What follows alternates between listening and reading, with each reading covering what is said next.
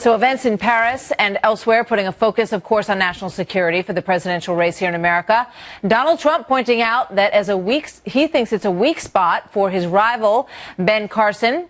In the latest Fox News poll in New Hampshire, we see that Carson has slipped back quite a bit. You've got Trump and then Rubio and then Cruz and then Carson down below. Watch this. Trump, 27. Rubio, second place, 13. Carson, 9. He's going down. He's going down. You've got to know about foreign policy. You've got to know. Got to know. Got to study. Got to be able to get that stuff right. You got to be able to get that stuff right. Doug Schoen, former advisor to President Bill Clinton. Monica Crowley, online opinion editor for the Washington Times. Both are Fox News contributors.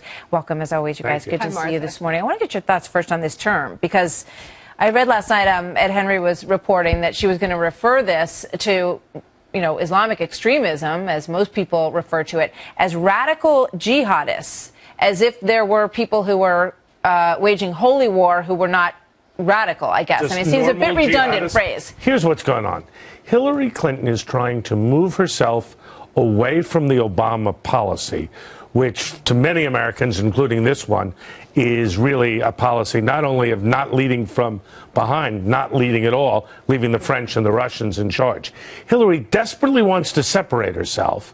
She is sensitive to the fact that her rhetoric has not been tough enough, as well as her policies, but she doesn't want to alienate the Obama administration, and she doesn't want to talk about radical Islam. Why does she care about that at this point? Because she knows the president can and will undermine her, Martha, if he so chooses, and he is a very, very touchy person with a lot of power and a lot of influence. And an FBI investigation ongoing into her private email and the handling of or mishandling of classified material.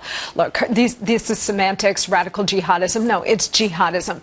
But Doug is right. She's walking a very fine line because, remember, she was the steward of Obama's foreign policy for 4 years as Secretary of State. So while she needs to put some distance there because the country by and large is saying this is not working, this is a disaster and a failure on his part, she can't condemn him wholly because, yes, she's got the political issue, but she also has the national security issue as well. I mean, the polls show that people think the administration has handled ISIS badly by 72%. You've got people like Dianne Feinstein and Chuck Schumer moving away. I think the president's becoming increasingly isolated on this issue, and it'll be very interesting to see what Hillary Clinton does in the wake of that. I do want to get your thoughts on the other candidates on the Republican side as well when it comes to this issue, because clearly you have to be facile when it comes to understanding what's going on in the Middle East if you're going to convince people that you are going to be able to explain to them what's going on and why we need to be part of it. Here is a soundbite from Ben Carson being questioned last night by Bill O'Reilly. Let's watch. You have to really take the fight to them, and you have to strangulate them in terms of the ease of access that they have with cash through world banking systems. Okay, but I think we also have to. Doc, here's where all the politicians, including you, with all due respect, you've got to have specific. Now, last couple of nights ago, I said Article 5 of NATO means an attack on one nation is an attack on all. So that NATO should immediately be galvanized together, and foot soldiers and air should be raised to go into Syria to get ISIS.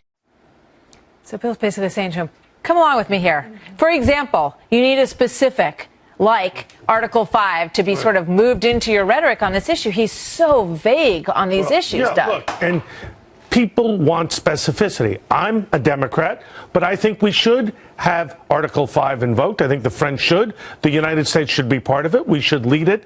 And we have to do everything necessary, including the possibility of ground troops, to do it. Dr. Carson's been weak. Trump has been assertive. Rubio's been specific. They are going to benefit based on how the American people react to their positions. I have a few seconds, but is Carson, is this going to end him, do you think? Look, I think each candidate has their strengths and areas where they're not quite as strong. In the case of Dr. Carson, national security and terror are not his areas of expertise. But I think with the renewed attention on terrorism and national security brought to the forefront, I think those candidates who can't speak with great knowledge and depth of knowledge about these issues, I think it's actually going to hurt them. Yeah. Thanks, you guys. We'll Great, see. thank you. Good to see you both.